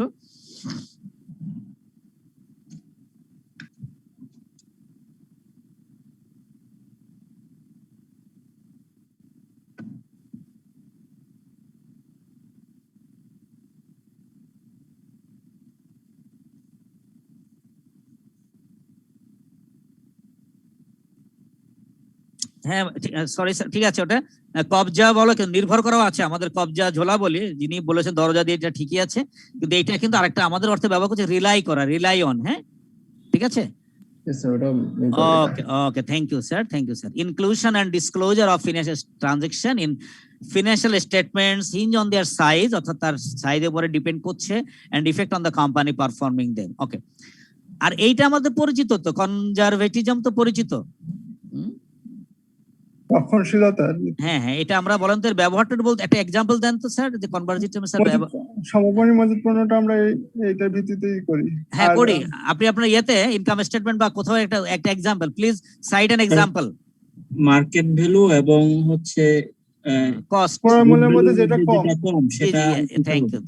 Thank you sir. তার মানে দেখেন, আমরা কিন্তু ওইটা in that case normally we use this constant conservatism, মানে আমরা আয়টাকে সবসময় কমাতে চাই আর ব্যয়টাকে মানে বাড়াতে চাই। কি বলেন, কনসেপ্ট এরকম না? জি স্যার, কম দেখে। হ্যাঁ, আমরা মানে আয় বা ব্যয়কেও আমরা বাড়িয়ে দিতে চাই। আচ্ছা, আমরা মানে প্রভিশন রাখি ব্যাড ডেটের জন্য নাকি? আচ্ছা, আমরা কি আয় প্রাপ্তির জন্য কোনো প্রভিশন রাখি না, কিরকম যে আয় আগামীতে হবে, এরকম পেয়েছেন কোথাও? না নাই। এবং এই যে দেখেন, এই কথাটা এখানে ফাইনালি আমরা লিখেছি, normally assets and revenues should not be overstated, কখনো বাড়তি মূল্যে দেখানো হবে না। While liabilities and expense should not be understated, এবং লায়াবিলিটি এক্সপেন্স কখনো কমে দেখানো হবে না। থিম হচ্ছে এইটুকুন। এর ব্যাখ্যাটা কি, যখনই আমি অ্যাসেট বা রেভিনিউ যদি বেশি দামে দেখাই, বেশিতে চলে যায়, আমার লাভ বেড়ে যাবে নাকি স্যার? আর এক্সপেন্স যদি আমি আন্ডারস্টেট করে ফেলি, তাহলেও কিন্তু লাভ বেড়ে যাবে। এই জন্য আমরা দুটোই বলছি, অর্থাৎ দিস ইজ কনজারভেটিজম, আমরা বলি রক্ষণশীল নীতি। ওকে, একটু আগাই আবার স্যার। একটু স্যার, জি শিওর স্যার। যখন স্যার আমরা দেখি যে পাবলিক লিমিটেড কোম্পানিগুলো যারা আছেন, তারা তাদের অ্যাসেট গুলোকে রিভ্যালুয়েশন করতেছে, অথবা তাদের মানে প্রপার্টি প্ল্যান্ট ইকুইপমেন্ট গুলোকে রিভ্যালুয়েশন করে জি কস্ট প্রাইসের সাথে রিভ্যালুয়েশন ভ্যালু সহ ওনারা যখন ট্রিটমেন্ট দিচ্ছে, তাহলে স্যার এটা কি is there any conflict between conservative? Here another rule, fair presentation আমরা পাবো একটা, যখন আমরা ফিনান্সিয়াল স্টেটমেন্ট চ্যাপ্টারে যাব, আমরা ফেয়ার একটা প্রেজেন্টেশন শব্দ ব্যবহার করব, তাই না? ফেয়ার, একদম ওই ফেয়ার প্রেজেন্টেশনের ক্ষেত্রে ওই ভিতরে বলা আছে ওখানে যে যদি আপনার ওইখানে মার্কেটের সাথে তখন যে আপনি বললেন যে রিভ্যালুড অ্যামাউন্ট যদি এক্সেস হওয়ার সুযোগ থাকে, ওখানে আমার এই কথা বলা আছে যে ফেয়ার রিপ্রেজেন্টেশনের জন্য আমরা ওইটাকে তখন মার্কেট অ্যাসেসমেন্টে যেতে হবে। এটা আমরা পাবো হলো IAS 16 যে আমাদের যে বলা আছে, অর্থাৎ এটা হলো হ্যাঁ ইয়েস, প্ল্যান্ট এন্ড ইকুইপমেন্ট। আমি রিয়েলি সরি, নামটা ভুলে গেছিলাম। প্ল্যান্ট এন্ড ইকুইপমেন্ট যখন পড়বো আমরা, ওইখানে এর জন্য আলাদা বিধান বলা আছে, আপনি চাইলে ওইটা আবার করতে পারবেন না। ঠিক আছে, এখানে স্যার কোনো কনফ্লিক্ট হয় কিনা স্যার? কনজারভেটিজমের সাথে কোনো কনফ্লিক্ট হয় কিনা? না, কনফ্লিক্ট হচ্ছে না তো, ওভারস্টেট করছি না আমরা ওইখানে, তখন মার্কেট ভ্যালুটাকেই আমি বলছি তার ফেয়ার ভ্যালু, আমি তার থেকে আবার বেশি দেখাবো না। জি, ঠিক আছে স্যার, আমরা কিন্তু মার্কেট ভ্যালু যদি ফেয়ার ভ্যালু হয়, তখন ওইটাকে আমি তার থেকে আবার বেশি দেখাচ্ছি না কিন্তু। ওকে স্যার, ওভারস্টেট বলা হচ্ছে, ওভারস্টেটেড। তো ওইখানে স্টেটেড যখনই করবো, তাহলে একটা স্ট্যান্ডার্ড ঠিক করতে হবে। For that case we will set A standard. তখন স্ট্যান্ডার্ডটা কি হবে, আমার ওভারস্টেটেড হবে কখন, আমরা যখন স্ট্যান্ডার্ডের সাথে ম্যাচ করাবো। যদি আমি ওইখানে আমার মার্কেট ভ্যালুটা স্ট্যান্ডার্ড হয়, তখন ওইটাই কিন্তু আমি ম্যাচ করাই দিচ্ছি আমি। তখন ওইটাই ম্যাচ করালে আমরা কিন্তু কনজারভেটিভের যে আমাদের যে ইয়ে বলছি যে কনফ্লিক্ট আসার সুযোগ আর থাকবে না। স্যার হ্যাঁ কিন্তু স্যার, তার প্র্যাকটিক্যাল সিনারিওতে আমরা যেটা দেখি যে আমাদের হ্যাঁ। আমাদের ফাইন্যান্সিয়াল অর্গানাইজেশন যেগুলো আছে জি জি তারা স্যার। অ্যাসেট গুলোকে রিভ্যালুয়েশন করে মানে হ্যাঁ। ব্যাংকের কাছ থেকে লোন টোন নিয়ে পরে ডিফল্ট হয়ে আর কি তো স্যার আচ্ছা অবস্থা খারাপ এটা হয়ে যায়। না, this is a bad practice, এবং ওই জন্য নিশ্চয়ই ওখানে আমরা অঙ্ক পড়ে দেখি ওখানে কিন্তু ভ্যালুয়ার থাকে, তাই না? অ্যাসেট ভ্যালুয়ার থাকে না আমাদের, জি জি জি, একজন প্রফেশনাল ভ্যালুয়ার থাকবেন, অ্যাপ্রাইজার থাকে স্যার, অ্যাপ্রাইজার। একজন অ্যাপ্রাইজাল থাকবে যিনি ভ্যালু নির্ধারণ করবেন, তাই তো স্যার? জি স্যার। এখন আপনার মতো প্রফেশনাল অ্যাকাউন্টেন্ট বা আমার মতো লোক যদি সেখানে ভ্যালু বাড়িয়ে দেখি, মানে সেখানে তো আমাদের একটা হয়তো পার্সোনাল ইন্টারেস্টও থাকে তো, জি জি। আবার কোম্পানি আনইথিক্যাল বা ম্যানিপুলেশন থাকতে পারে। এইটা আমরা পড়বো, আবার আমরা পড়বো হলো আগামী একটা লেসনই আছে আপনার এথিকের পরে, 11 লেসনটা আছে আমাদের, লেকচারটা আছে এথিক্যালের পরে, ঠিক আছে স্যার? তো আমার মনে হয় এটা আর তখন ইয়ে হবে না, কন্ট্রাডিকশন হবে না। হ্যাঁ ওকে স্যার। আরেকটা জিনিস হচ্ছে যদি কস্ট বেশি হয়, অ্যাকচুয়াল কস্ট আর মার্কেট ভ্যালু পরে কমে যায়, তাহলে কি আমরা পরে কমটা নিব? রিভ্যালু করা যায়, হবে রিভ্যালু করা যাবে। আপনি বলছেন পরে, পরের কথা আমরা পরে বলবো আবার। বা ধরেন স্যার মাত্রই কিনলাম, পরে সাথে সাথে মার্কেট ভ্যালুটা কমে গেল, না, তখন কি আমাকে তো আমরা- আমার সঙ্গে সঙ্গে তো চেঞ্জ করা যায় না, আপনাকে you have to wait for accounting period. আপনি যা কিছু করবেন অ্যাকাউন্টিং, স্যার এটা যেটা করতে আমি একটু ক্লিয়ার করি স্যার, এটা হ্যাঁ, যেটা করতে হ্যাঁ, হয় যে আপনি কোন অ্যাকাউন্টিং পিরিয়ডের শেষে এটাকে প্রথমে জি, জি। রিভ্যালুয়েশন করবেন, করে রিভ্যালুয়েশনের যে অ্যামাউন্টটা থাকবে এটা রিভ্যালুয়েশন সারপ্লাসে রাখতে হয়। দেন যদি কখনো সাবসিকুয়েন্ট পিরিয়ডে যদি আবার সেটাকে প্রাইসটা ভ্যালুটা কমে যায়, তখন আবার ওই রিভ্যালুয়েশন সারপ্লাসের সাথে অ্যাডজাস্ট করে আবার এটা তার অ্যাডজাস্ট। মানে আমরা একটা প্রভিশন রাখি, রিজার্ভ বলা, রিভ্যালুয়েশন রিজার্ভ নাম দিয়ে থাকি। তো জি। স্যার চিন্তা নেই, এই অঙ্ক পাবো আমরা। আপনি যে রিভ্যালুয়েশন রিজার্ভ বললেন না স্যার, আমরা কিন্তু এরকম অঙ্ক ইনশাআল্লাহ পাবো। ঠিক আছে, আপনাকে ধন্যবাদ এখন একটু বলে দেওয়ার জন্য। আগাবো স্যার, একটু আগাই, আর একটু আছে আমাদের আজকে আলোচনা। জি sir. Okay, thank you sir.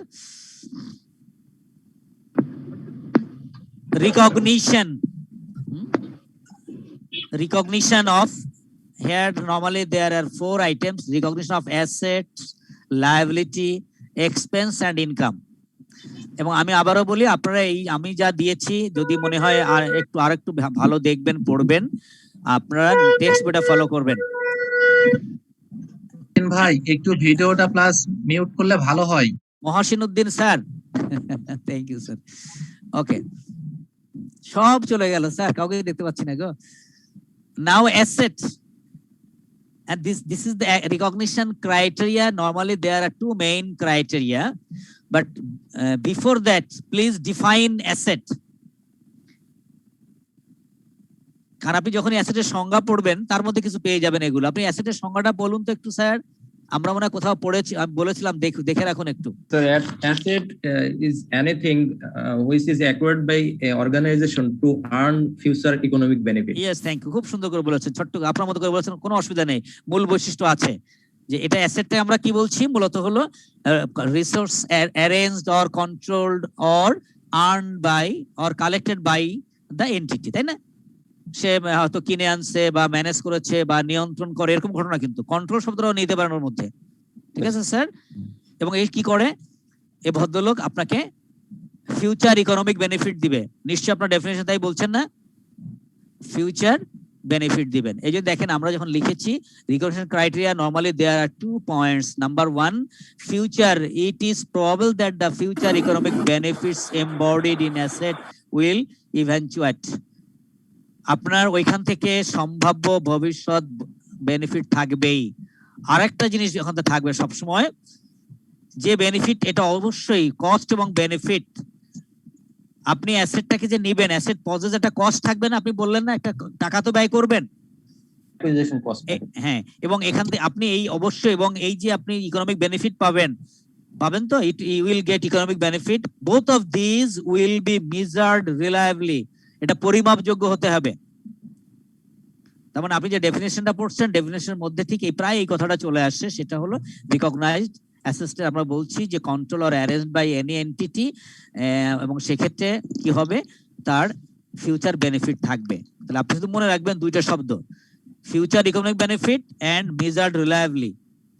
পরীক্ষার সময় এত গুছিয়ে লেখা না লিখতে পারলেও চলবে, শুধু আপনি লিখবেন যে normally from this asset we will get future economic benefit and cost and value can be measured reliably. Okay sir? And now liability, another one, please define liability.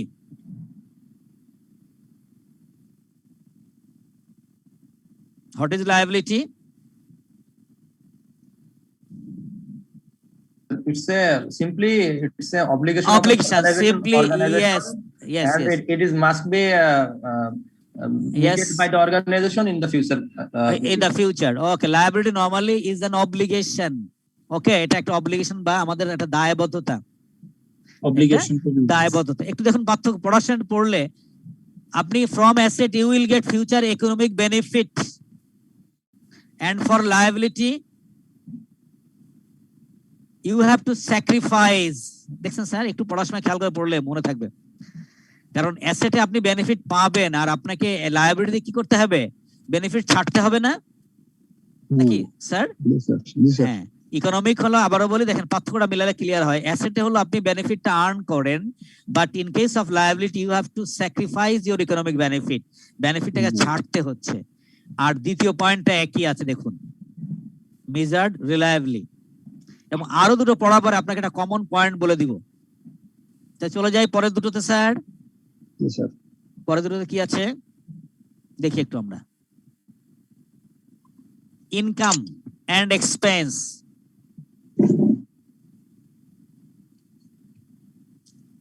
Anyone can define income? Anyone can define income? Please, anyone?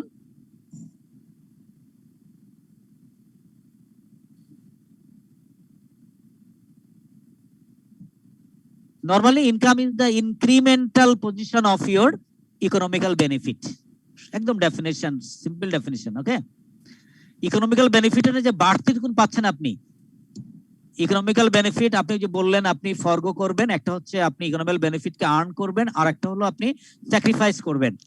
ডিফারেন্সটাই মূলত হচ্ছে কিন্তু আমাদের যদি বেশি হয় তাহলে এটাকে আমরা ইনকাম বলছি, in reverse case it will be loss, নাকি sir? Okay, that is the enhancement or increase of your economic benefit is income, and decrease or lowering of your benefit will be your loss.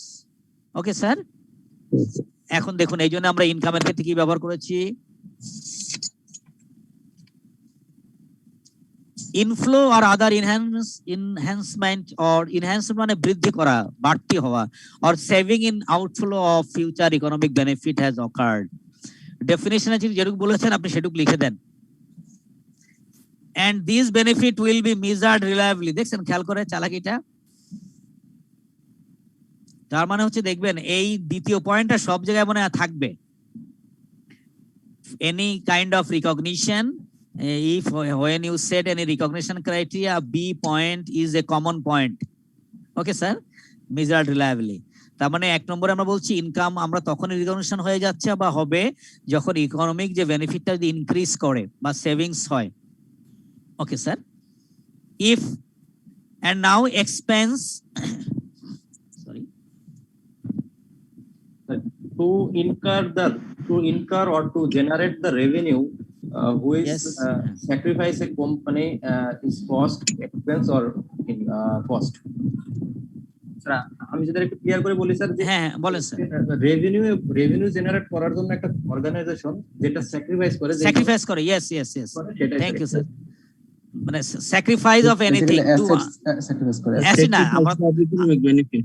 আমরা তো অ্যাসেটই sacrifice করি সবসময়, আমরা তো সবসময় sacrifice কাকে করব, অ্যাসেটটা তো স্যাক্রিফাইস হয়। ওকে স্যার, এবং এখানেও দেখুন একই কথাই বলছে প্রায়, এই যেটা সুন্দর কথা বলছে যে reduction in asset or increase in liabilities has occurred, এবং এটা হচ্ছে assume loss future, assume expense যখনই হচ্ছে তখন আমরা যেটা বলছি ফিউচার ইকোনমিক বেনিফিটটাকে আমরা লস করছি, তাই তো? Loss of future economic benefit, তাই না এটা? এবং ফাইনালি মেজার্ড রিলায়েবলি।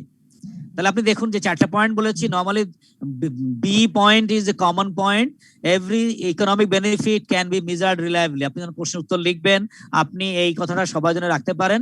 বাকি চারটে হলো আপনি যখন কথা বলবেন ডেফিনেশন থেকেও নিয়ে আসতে পারেন, এবং এই আইটেমগুলো আপনার টেক্সটও আরো সুন্দর আছে এরকম করে। আমি অবশ্য টেক্সট থেকে নেই, আমি অন্য একটা ফিচার থেকে নিয়েছি, এটা আপনি টেক্সট থেকে মিলালে হয়তো আরো ভালো পাবেন। ওকে স্যারেরা, টেকনিক্যালি সেটা বুঝি সুন্দর। ওকে স্যার, আগাই স্যার একটু। Sure sir. ওকে, আর যদি লস হয় স্যার, লসটাকে কি বলা যায় স্যার? লস কি one kind of income? Negative income কেন বলবো না, নেগেটিভ ইনকাম বলবো স্যার।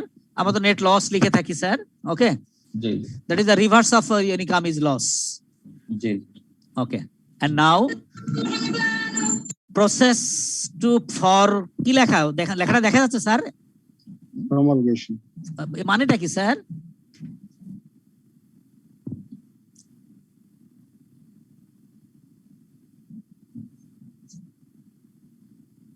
অর্থ কি? promulgation তো একত্রিত করা। তাই প্রমাণ একত্রিত করা। আর কিছু কেউ কিছু বলবেন? স্যার বাস্তবায়ন। বাস্তবায়ন, ইয়েস, টু কাম ফ্রন্ট, মানে আপনি সামনে একটু মানে নিয়ে আসা, সামনে নিয়ে আসা। ইনফোর্স, কাম ইন ফোর্স, আপনি একটা আইন করবেন, এই আইনটাকে সবার সামনে দাঁড় করাবেন, ঠিক আছে? এটাকে বলছি আমরা প্রমালগেশন, অর্থাৎ ওইটাকে কার্যকরী করার জন্য সামনে আনা। দ্যাট ইজ স্ট্যান্ডার্ড সেটিং এক কথায়। প্রচার করা বা ঘোষণা করা। হ্যাঁ, ঘোষণা করা হতে পারে, এবং এক্ষেত্রে এটা অবশ্যই এটা স্ট্যান্ডার্ড বা আইনের ক্ষেত্রে ব্যবহার করা হয়।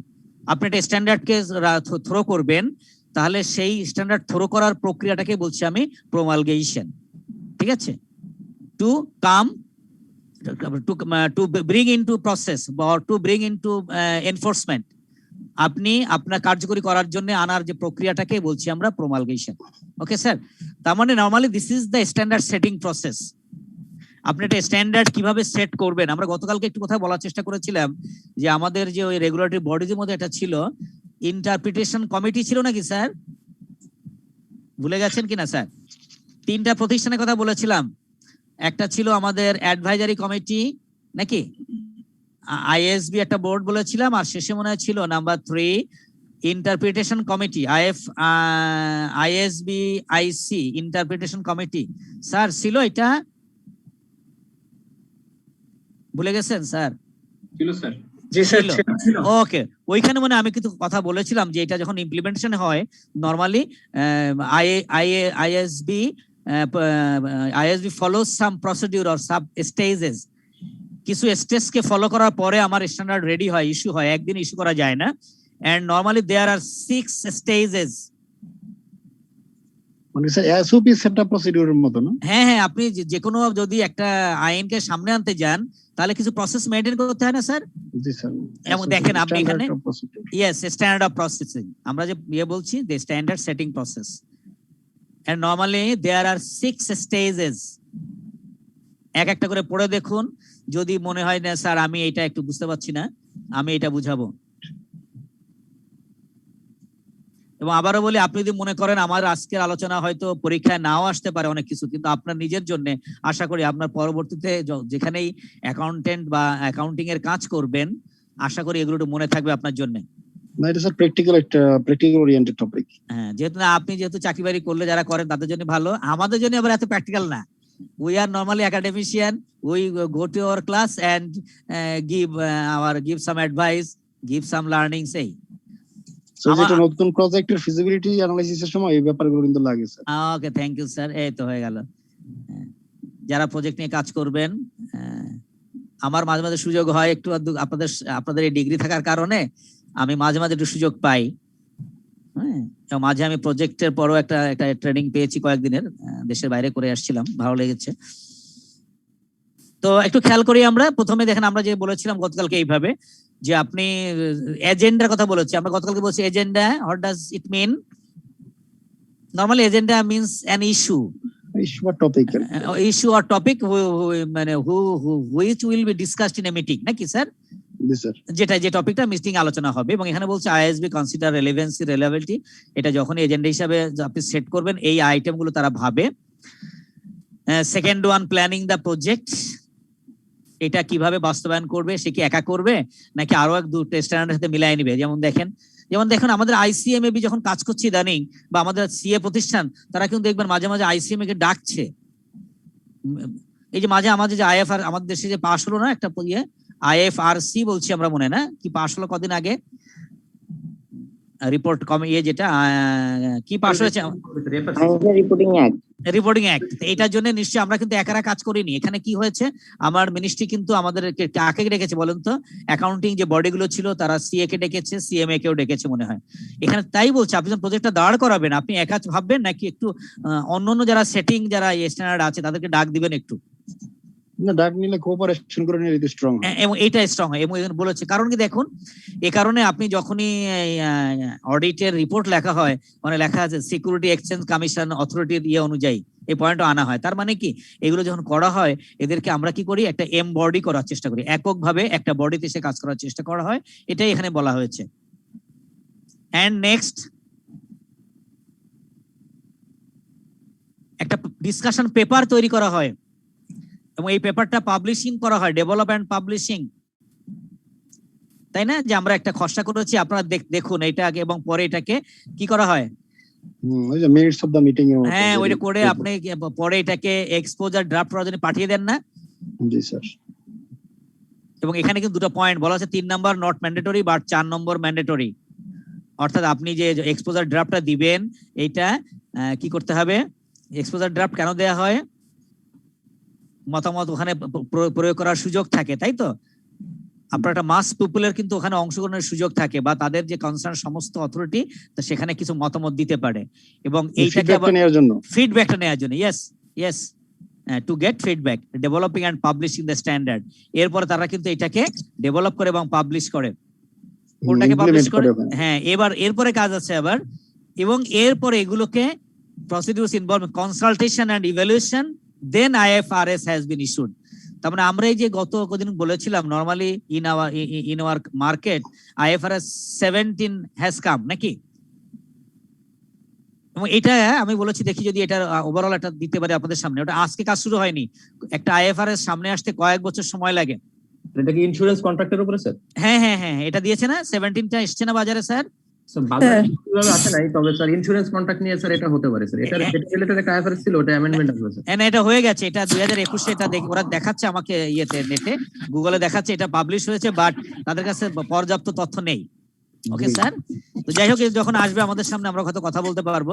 তাহলে কি দাঁড়ালো, normally there are 6 stages, one after another. আপনারা যখন লিখবেন একের পরে কিন্তু 3 লিখতে পারবেন না, এটা একটা ধারাবাহিক কন্টিনিউয়াস প্রসেস, সিকোয়েন্স মেইনটেইন করতে হবে। You have to maintain this sequences. Okay sir, ওকে।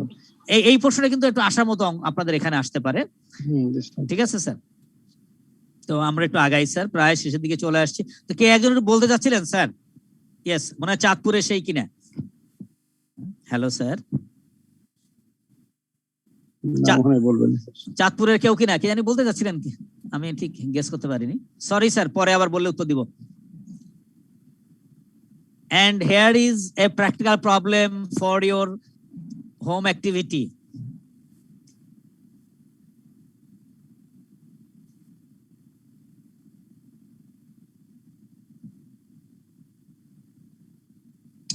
এটা আপনাদের পর আমি ছেড়ে দিলাম,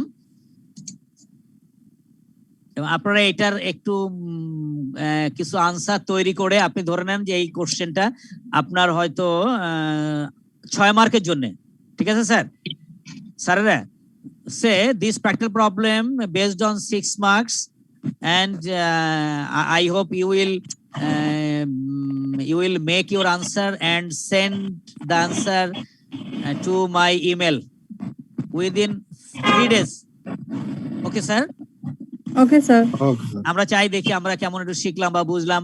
আপনি কিন্তু you can take help from any source, your internet, your textbook, okay, or any other source. Okay sir, okay sir. এটা হ্যাঁ, আপনাদের প্রশ্ন থাকলো, আমরা চাই দেখি আমরা একটু কি শিখলাম এই কদিন, একটু এটাই দিস ইজ ফিডব্যাক নাকি? What does feedback mean? Feedback means to get response নাকি স্যার? ভুল না করলে to get response. Okay, so I want a response from your corner. ততক্ষণ পর্যন্ত পাওয়া পর্যন্ত আপনাদের সবাইকেই ধন্যবাদ। আমার একটা রিকোয়েস্ট আছে। ওকে স্যার বলুন। স্যার আপনি যে স্লাইড গুলা পাঠান স্যার, এই স্লাইড গুলা তৈরি করার সময় একটু কাইন্ডলি যদি পেজ নেওয়ার সময় সাদা পেজ নিতেন, কারণ আপনি যখন কালারফুল পেজ নিচ্ছেন আমার একটু প্রিন্ট করে পড়ার অভ্যাস তো স্যার, আমি আপনারা চেঞ্জ করে নেন, আপনারা চেঞ্জ করা যায় না, চেঞ্জ হয় না এটা চেঞ্জ। যখন আমি ওই যে যখন কম্পিউটার দোকানে গিয়ে ঠিক করলাম, উনি চেঞ্জ করার চেষ্টা করলো বাট চেঞ্জ হচ্ছিল না, ওটা অটোমেটিক আবার ওই আগেরটা চলে আসে। আচ্ছা আচ্ছা, তাতে কি হচ্ছে, কালি নষ্ট হচ্ছে নাকি একটু কালো ব্ল্যাক কালার চলে আসে এবং বোঝা যায় না লেখাগুলো, ভিজুয়ালাইজেশনটা একটু চেঞ্জ করে প্রিন্ট দেই স্যার। আচ্ছা এখন আমি বলি আবার কি, আবার এইটা দিলে অনেকের আবার কালার প্রিন্টার থাকে, তো আমি কালার দিই কেন, আমি জানি you are all colourful person, আমার কাছে মনে হয় যে আমি হলাম সাদা কালো মানুষ, আপনারা হলেন রঙিন মানুষ। ঠিক আছে স্যার? আগের যে লেকচারটা পাঠাইছেন ওটাতে দেখলাম ম্যাক্সিমাম সবগুলোই হোয়াইট, একটা কি দুইটা আপনি না না, এটা হয় কি আমি যখন নিজে একটু সময় দেই, যেমন এটার জন্য আজকে আমি কালকে বেশ সময় দিতে পেরেছি বলে আমার নিজের মনের মাধুরী মিশায় আর কি রং করেছি, বুঝছেন না? তো আপনারা আমি চেষ্টা হয় কি তাতে আবার আমাকে একটু কষ্ট করতে হবে। স্পেশালি স্যার ম্যাথমেটিক্যাল যে স্লাইড গুলো এগুলো একটু হোয়াইট দিলে বেটার হয়। আচ্ছা ঠিক আছে, যাক ম্যাথমেটিক্স যখন আসবো স্যার তখন আমি নিশ্চয়ই আপনার কথা ভাববো স্যার। তো সেই পর্যন্ত সবাইকে ধন্যবাদ, ভালো থাকুন, ভালো রাখবেন। আল্লাহ হাফেজ। আল্লাহ হাফেজ। ওয়ালাইকুম আসসালাম।